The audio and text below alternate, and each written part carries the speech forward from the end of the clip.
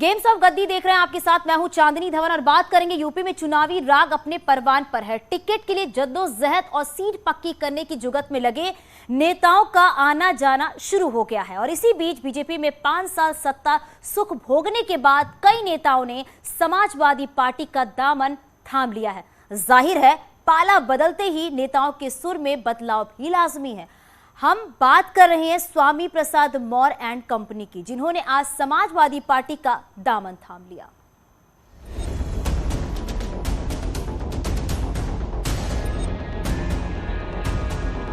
जैसे जैसे सूर्य उत्तरायण हो रहा है वैसे वैसे सियासी पारा भी बढ़ता जा रहा है। सत्ता में सीट पाने का लालच लिए नेताओं का दल बदल जारी है। बीजेपी में 5 साल सत्ता सुख भोगने वाले बीजेपी सरकार में मंत्री स्वामी प्रसाद मौर्य और धर्म सिंह सैनी समाजवादी पार्टी की साइकिल पर सवार हो गए। इनके साथ 6 विधायक भी समाजवादी पार्टी के साथ हो लिए। इस मौके पर अखिलेश यादव ने बीजेपी पर वार करते हुए कहा कि प्रदेश में 80% लोग उनके साथ हैं। ये जो 80 और 20 की बात कर रहे हैं, 80% लोग तो समाजवादी पार्टी के साथ समर्थन में खड़े ही हो गए थे। उन समाजवादी पार्टी के साथ जो गठबंधन था उसके साथ खड़े ही हो गए थे। और जिन जिन लोगों ने आज मंच को देखा होगा, इस मैदान को देखा होगा और स्वामी प्रसाद मौर्य जी की बात सुनी होगी, 20% भी उनके खिलाफ हो गए होंगे। वहीं 2017 में बीएसपी का साथ छोड़कर बीजेपी में 5 साल मंत्री पद सुख भोगने वाले स्वामी प्रसाद मौर्य भी समाजवादी लाल रंग में रंग गए। बीजेपी पर वार करते हुए 80 वर्सेस 20 की लड़ाई को 85 वर्सेस 15 की लड़ाई करार दिया। सरकार बनावे दलित और पिछड़े और मलाई खावे वो लोग अगड़े 5% लोग। मैं कहना चाहता हूं, आप कहते हो नारा दे रहे हैं 80 और 20 का, और मैं ये कहता हूं 80-20 नहीं, अब तो होगा 15 और 85 का। 85 तो हमारा है, 15 में भी बंटवारा है। स्वामी प्रसाद मौर्य के दावे पर जनता कितना मोहर लगाएगी ये तो 10 मार्च को पता चलेगा, लेकिन बीजेपी ने समाजवादी पार्टी के हार का गणित जरूर समझा दिया है। एक तो कैटेगरी है कि पुत्र प्रेम, एक कैटेगरी है कि भाई आप यहां से लड़ोगे मगर हार जाओगे तो दूसरी सीट पे आ जाओ। तीसरी कैटेगरी है जिनको कहीं से भी जीत नहीं सकते थे इसलिए उनका टिकट काटा जा रहा था। ये 3 कैटेगरी है और चौथी कोई कैटेगरी नहीं है जिस कारण गए हैं। कारण वो कुछ भी बता दें मगर वो कारण सब के सब झूठे हैं, क्योंकि 5 साल आपने मलाई जरूर खाई है और जब 5 साल मलाई खाई है उसके बाद आखिरी वक्त में आप रोकते हो क्योंकि आपके टिकट के साथ आपको लग रहा था नाइंसाफी हो रही है, इसलिए आपने करा। अरे आपको इनकी सभी दलितों की और ओबीसी की चिंता थी, आवाज पहले उठाते। जहां जहां M+Y होता है वहां पे जो non OBC minus Yadav OBC होता है वो जुड़ता नहीं है। ये सच्चाई है उत्तर प्रदेश की। तो अखिलेश जी इसलिए ज्यादा खुश ना हो। यही नहीं, बीजेपी ने समाजवादी पार्टी पर हमला करते हुए कहा कि मुलायम सिंह की विरासत को अखिलेश ने डुबो दिया है कि 2012 में मुलायम सिंह यादव जी की मेहनत पर पाई हुई सत्ता में 2017 तक चुनाव आते आते अखिलेश यादव जी ने पार्टी की क्या गणित कर डाली ये अखिलेश जी बेहतर जानते हैं। 47 सीटों पर आकर के टिक गए थे, उसमें से भी कई विधायक अब उनकी पार्टी छोड़ करके चले गए हैं। आज समाजवादी पार्टी अपने स्थापना काल के बाद से सबसे ज्यादा दुर्दिन देख रही है। हार की हैट्रिक लगा चुकी है, 2014 हारी है, 2017 हारी है, 2019 हारी है, अब हार का चौका अखिलेश यादव जी लगाने वाले हैं। खैर ये तो सियासत है। दल बदलू अपनी सीट पक्की करने के लिए इधर उधर कूदाफान करते हैं, लेकिन ये पब्लिक है, सब जानती है कि कौन कितने पानी में है और किसकी डुबकी जीत वाली होगी।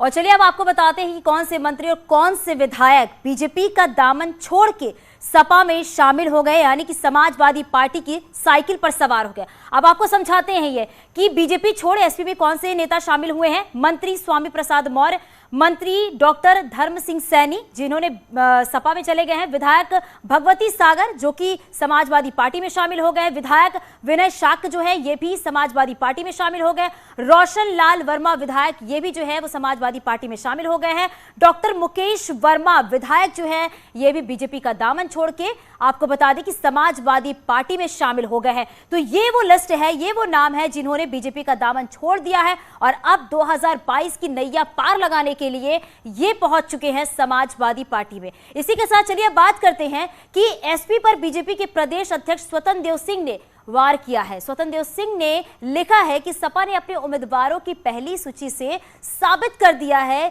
कि नहीं वही सपा है दंगा राज वाली है, वही सपा है भ्रष्टाचार वाली, वही सपा है तुष्टीकरण वाली, वही सपा है पलायन को शाह देने वाली, वही सपा है माफियाओं के संरक्षण वाली, यही बबुआ का समाजवाद है। तो वही सपा है तुष्टीकरण वाली। स्वतंत्र देव सिंह ने ट्वीट करके तंज कसा है समाजवादी पार्टी पर। उन्होंने क्या कुछ लिखा है ये हम आपको बता रहे हैं। तो एसपी पर ट्वीट करके प्रदेश अध्यक्ष स्वतंत्र देव सिंह ने हमला बोला है।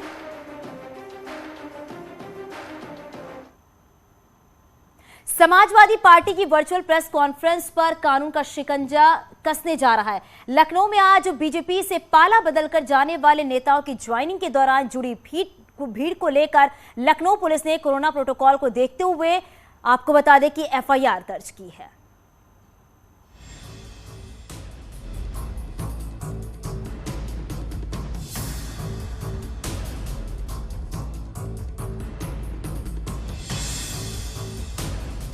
समाजवादी पार्टी में शुक्रवार को दल बदलू नेताओं की ज्वाइनिंग हो रही थी। एसपी की ओर से दावा किया गया था कि वर्चुअल प्रेस कॉन्फ्रेंस हो रही है, लेकिन कार्यकर्ताओं की जुटी भीड़ ने जमकर कोरोना नियमों की धज्जियां उड़ाई। तस्वीरों में आप देख सकते हैं लखनऊ में एसपी कार्यालय पर कोरोना नियमों की कैसे धज्जियां उड़ाई जा रही हैं। पार्टी दफ्तर में एसपी कार्यकर्ताओं की भीड़ उमड़ी, जिनके चेहरे पर न मास्क था न 2 गज की दूरी। एसपी कार्यालय में कार्यकर्ताओं की भारी भीड़ को देखते हुए लखनऊ पुलिस भी एक्टिव हो गई और समाजवादी पार्टी के खिलाफ कोरोना प्रोटोकॉल के उल्लंघन का केस दर्ज किया है। पार्टी कार्यालय के अंदर कृषि कार्यक्रम की कोई परमिशन की आवश्यकता नहीं पड़ती। पार्टी कार्यालय इसीलिए होता है और वहाँ बहुत पर्याप्त जगह है, इसलिए प्रोटोकॉल के नियमों को पालन करते हुए जगह जगह वर्चुअल कार्यक्रम हेतु एलईडी कैमरे लगे थे और जितनी ही कानूनी कार्रवाई करेंगे उतनी बुरी तरीके से भारतीय जनता पार्टी की विदाई होगी। सभी मास्क लगाए थे, मैं स्वयं मास्क लगाया था।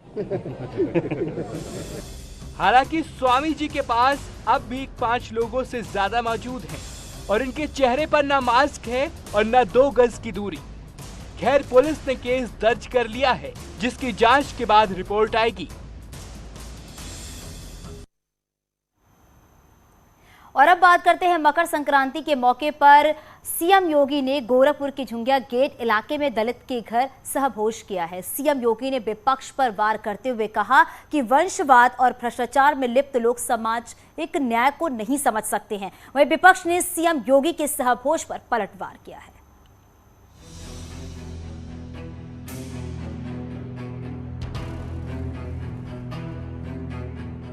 मकर संक्रांति के दिन जमीन पर बैठकर खिचड़ी खा रहे सीएम योगी ने सामाजिक समरसता का बड़ा संदेश दिया।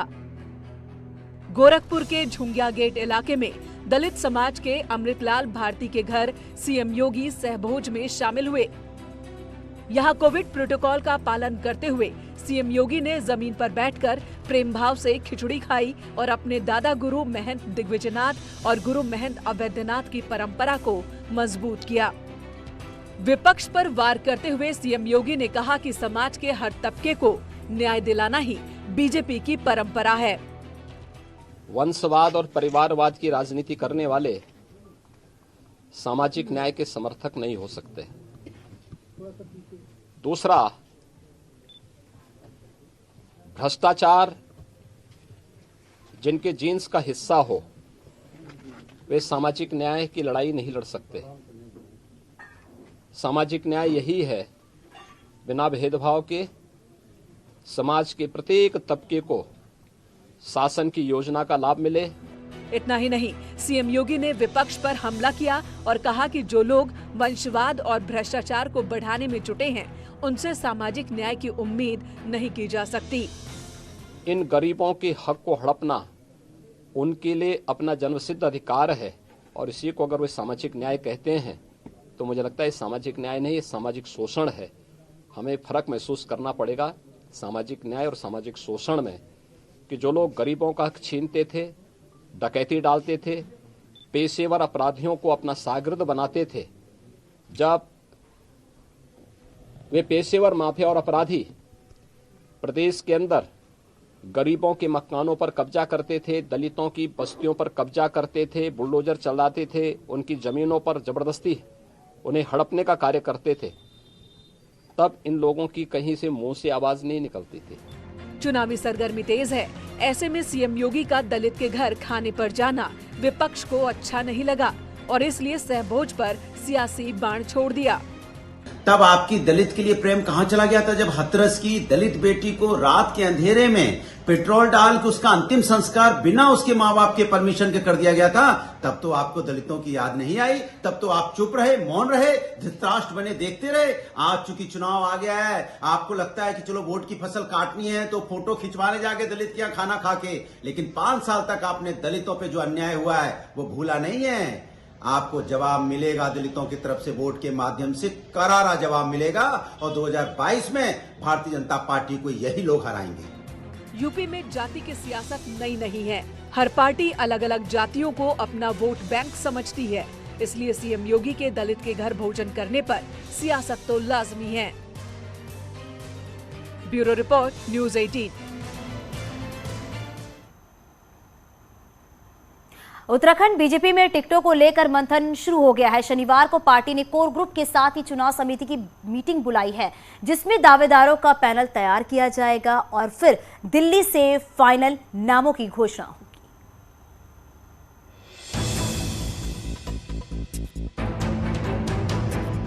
बीजेपी के लिए टिकट आवंटन इस बार महाभारत साबित होने जा रहा है। यही कारण है कि बीजेपी अलग अलग लेवल पर कई बार रायशुमारी कर चुकी है। सभी 70 विधानसभाओं में ऑब्जर्वर भेजकर दावेदारों की लिस्ट भी मंगा ली गई है। एक एक सीट से कई दावेदार हैं, लिहाजा अब कोर ग्रुप और चुनाव समिति की बैक टू बैक मीटिंग्स बुलाकर इन्हें शॉर्टलिस्ट किया जा रहा है। कोर ग्रुप की बैठक में मुझे लगता है प्रत्याशियों पर विचार विमर्श होगा।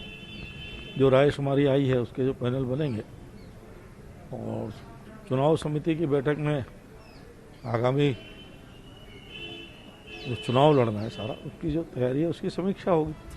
मीटिंग में हर सीट से 3-3 दावेदारों का पैनल तैयार किया जाएगा, जिसे बंद लिफाफे में केंद्रीय पार्लियामेंट्री बोर्ड को भेजा जाएगा। माना जा रहा है कि केंद्रीय पार्लियामेंट्री बोर्ड 21 जनवरी से पहले कैंडिडेट की पहली लिस्ट जारी कर सकता है। कल कोर ग्रुप की बैठक होने की संभावना है, कल ही स्टेट का चुनाव समिति की बैठक होने की संभावना है।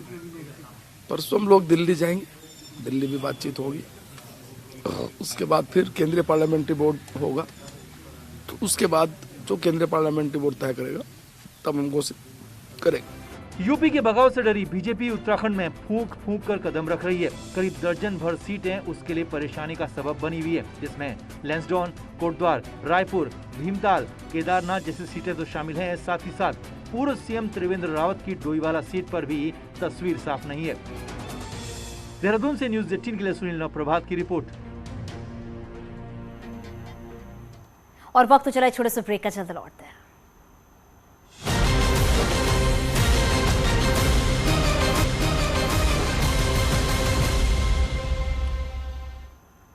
और चलिए बात करेंगे, अपना दल के अध्यक्ष कृष्णा पटेल ने अपनी हत्या की आशंका जताई है। कृष्णा पटेल का आरोप है कि उनकी जासूसी कराई जा रही है और बिना जानकारी दिए ही उनके बैंक खाते भी सील कर दिए गए हैं। कृष्णा पटेल ये भी आरोप लगाया है कि जब से उन्होंने समाजवादी पार्टी के साथ गठबंधन किया है, तब से लगातार उन्हें परेशान किया जा रहा है। तो कृष्णा पटेल का गंभीर आरोप। मेरे सारे अकाउंट सील कर दिए गए, मुझे बताया भी नहीं गया। मेरे एक ट्रस्ट में बहुत बुजुर्ग जो कि 2020-16 में अपना इस्तीफा भी दे चुके हैं, उनको उठाकर अरेस्ट कर लिया गया, उनको नजरबंद रखा गया। और मैं कहीं भी जाती हूं, अनेक प्रकार के नंबरों से मेरा स्थान पूछा जाता है, मुझसे कहा जाता है मैं LIU का हूं, मैं पत्रकार हूं, मेरी जानकारी ली जाती है। इन सब बातों से लगता है जिस प्रकार से मेरे पति की हत्या कर दी गई है और मैं CBI की जांच ना करूं, कल मेरी भी हत्या हो सकती है और मेरी भी CBI जांच को रोका जा सकता है। लखनऊ से खबर मिल रही है, आपको बता दें समाजवादी पार्टी पर केशव मौर्य का निशाना। एसपी गठबंधन में गुंडे माफिया केशव प्रसाद मौर्य ने कहा है एसपी ने अपराधियों को टिकट दिया है, इस बात का भी जिक्र किया है। क्या फिर दंगे कराना चाहते हैं अखिलेश, इस बात को भी कहा है केशव प्रसाद मौर्य ने।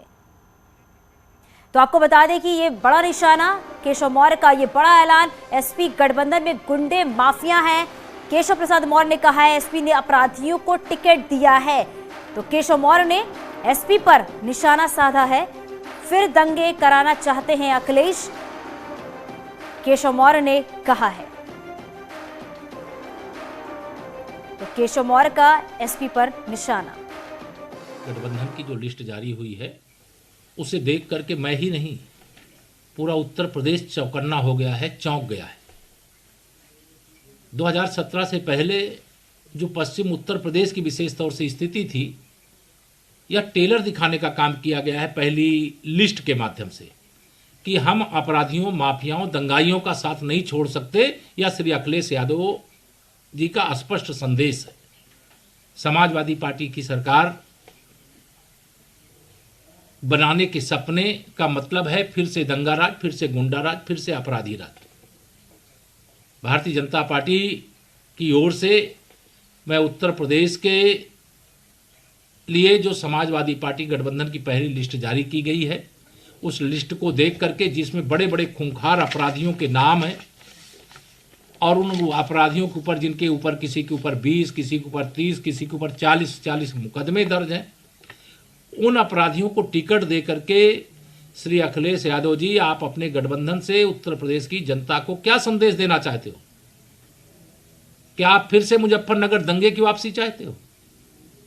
क्या आप एक बार फिर से कैराना के अंदर जो पलायन की परिस्थिति शुरू हो गई, लोग अपने मकान बेच करके उत्तर प्रदेश छोड़ करके जाने लगे थे, क्या आप फिर से उस दिन को वापस लाने के सपने देख रहे हो?